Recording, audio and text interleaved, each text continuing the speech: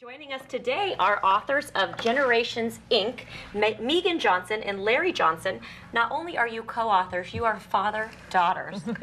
Great team. You are talking about what it's like to work among many different generations in the workplace. How did the both of you come together and say, this is what we are going to do? You want me to answer that? Absolutely. Well, my father's been in the professional speaking world for many, many years, and as a teenager, I watched what he did and thought, that looks like a good gig.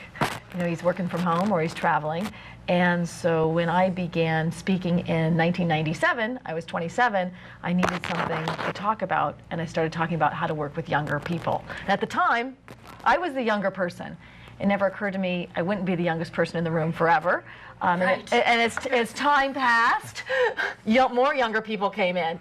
And so I started talking about how to work with the multiple generations. And my father joined me, and we were talking about the baby boomer angle, the Gen X angle, and we sort of slowly put the book together. So you're a Gen Xer, you're a baby boomer. A baby boomer. Yeah. But if he was your boss and not your dad, Right. how would you explain Twitter to him? Great question. How would I explain Twitter to him? Right. You're getting a little tired. You want to do it with respect. He's the grand poobah of the office and has no awareness of social media. I would explain Twitter as basically a minute-by-minute explanation of what you're doing right now. What are you doing right now, right this minute? I'm eating a hamburger. Okay, all right. So what difference would that make, you eating a hamburger, what difference would that make in the bottom line of the business? Well, now we're jumping ahead, but the bottom line of the business is it may not be important to you, the baby boomer, what Twitter is or how many friends I have on Facebook. But the important part is it's important to the Gen Y. These are people born after 1980. And like it or not, they are your future employees, they're your future managers, they're your future customers, and these are the people you're going to be depending on to make money for you, run your businesses for you, so you better care about Twitter. Okay, Larry, she convinced you? She did. It's sort of Twitter or lose them. Right. So you're amenable to it, but most of us do not like change, especially as we get older and older and older. We're trying to grasp onto what we know to be true, and it's hard to change with society. So are most baby boomers as acceptable to change as you are? I don't know quite how to grade that, because you're right. Most of us we prefer the certainty of misery over the misery of uncertainty. You know, we'd rather be here than over there, because getting over there is hard.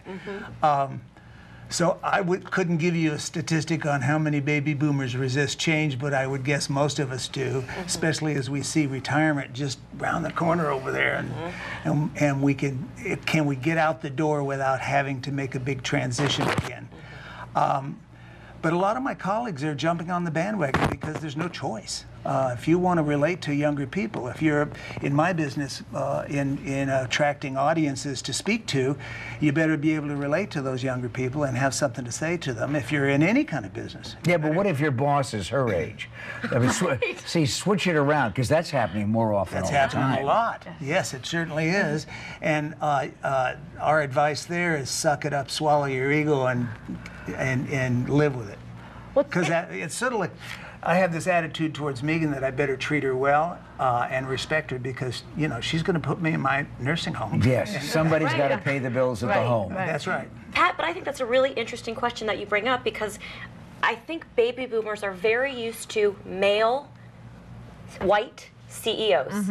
That's basically what we saw for many, many years. Now we have women. We were talking about Kagan earlier, you know, setting the forefront for women. We're changing. Society is changing. Women are becoming, you know, leaders now.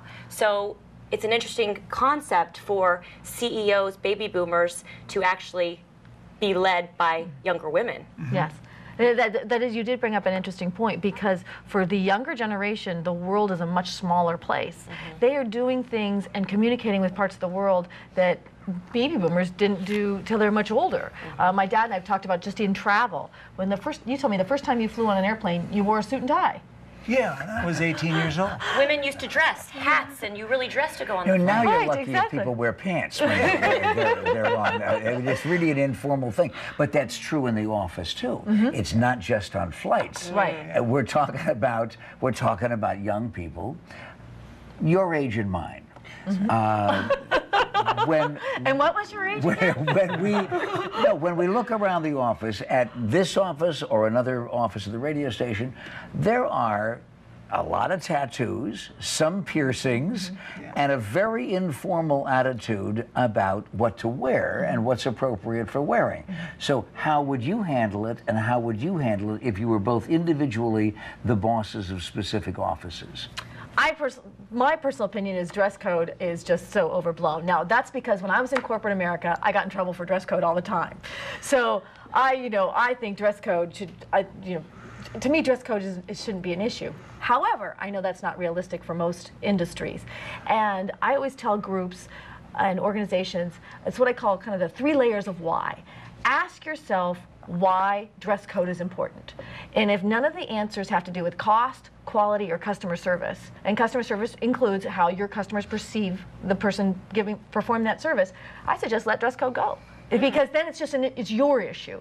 If it really doesn't impact any of those 3 areas, you're wasting your time trying to reinforce dress code. And Larry, you notice there's not a tie anywhere in view here, and yet it was a very short period of time ago when even in Phoenix, Arizona, a tie was an absolute necessity, particularly if you're going to go out and talk about sales and selling your company and selling yourself. I want your response to that and so many other things as we talk generationally, Generations Incorporated on the McMahon Group.